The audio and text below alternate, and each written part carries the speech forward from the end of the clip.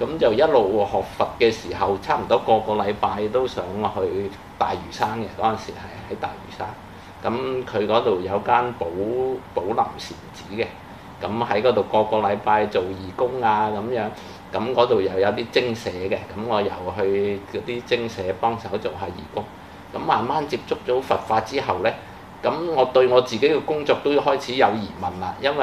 為我拍攝嘅時候其實乜嘢商業性嘅嘢都有接觸嘅，譬如嗰啲魚蝦蟹啊嗰啲海鮮酒家拍攝嘅時候，哇生蝦咁跳，但係咦好似同佛法嗰種不殺生好似有啲抵觸喎咁樣，開始咦都發覺好似個興趣想學佛多啲咁嘅。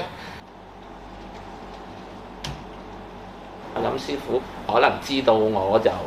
即係嗰個姻緣好似到咁樣啊，佢話：咁你上嚟住咧咁樣。嗰陣時04年嘅1個月到咁啊，上去開始生活嗰啲出家人嗰啲生活啊，咁學習簡單啲嗰啲生活。